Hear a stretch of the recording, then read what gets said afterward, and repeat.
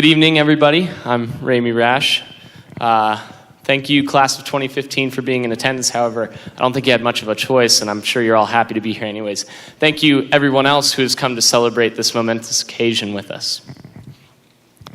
As our time as high schoolers comes to a very rapid close, I would like to pass on some advice that I think is valuable from some of the most successful people in history, as well as just let you know how much of a blessing you've been, not only in my life, but in the lives of those around you.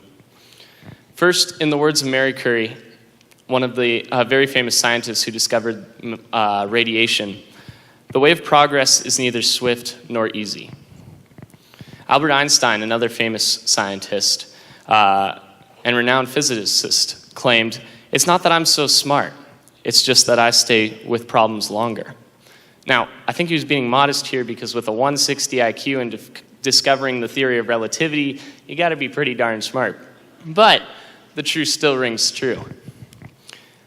For those of you who like sports a little more than science, Babe Ruth, famous baseball player, said, "Every strike brings me closer to the next home run." F. Scott Fitzgerald, American author and writer of the famous Great Gatsby and many other famous novels, said, "Never confuse a single defeat with final defeat." The philosophers in the crowd will appreciate that Confucius also commented on perseverance when he says, "It does not matter how slowly you go, as long as you do not stop."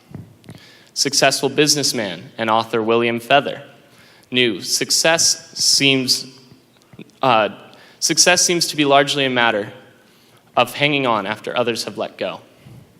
And finally, for the history buffs out there, Mr. Nelson and Mr. Brinkerhoff, I'm looking at you guys. Hannibal, the leader of the Carthaginian armies, one of Rome's greatest enemies, declared, "We will either find a way or make one." Despite the fact that these people were from different walks and eras of life, they all knew one thing: success does not come easy. It requires perseverance, hard work, and most importantly, trust in God. Because we know that God will bless those who love and follow his will, as articulated by Paul in Romans 8:28, when he says, "And we know that all things work together for the good of those that love God, to them who are called according to his purpose." Therefore, my friends, I would advise you to keep God at the center of everything. Love him and follow his path. Also, be patient and work hard for the success that you want, not only in college, but in your future careers, in your family, and whatever you decide that you want to do with your life. Second, class of 2015, you have been a blessing in my life, each other's lives, and the lives of those around you. You've been like a family. Family doesn't always like each other or get along, as you would know, especially if you have siblings, but family always loves. And it's love that allows us to rally to each other's successes and hardships as well. I've seen our class rally to successes such as storming the court at senior night basketball, winning retreat games, and crushing the juniors in powder puff and stud volleyball. Just saying. That's right. However, I've also seen our love for people who have not had the best of times, who aren't experiencing the highs of life. Whether that be the simple thing of your locker falls apart. I've had that happen to myself many times.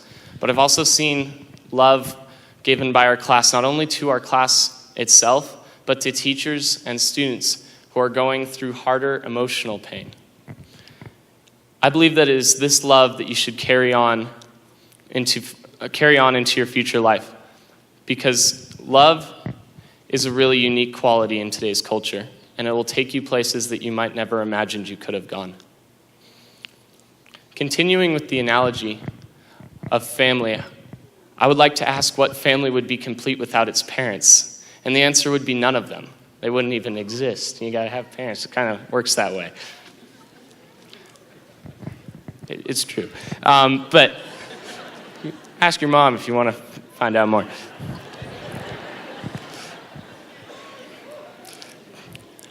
Anyways, the teachers at our school have been like our parents. Not only have they skillfully passed along information in their respective subjects, they have also been mentors, unpaid psychiatrists, and friends. Seriously though, if they cashed in on psychiatry fees, they'd probably be making millions. Such a strong bond between teachers and students is rare, and is one of the greatest aspects of Pusch Ridge that I've come to know and love. Teachers, thank you for all you have done for our class and all you can continue to do for future classes. Can we take a second to thank our teachers, please?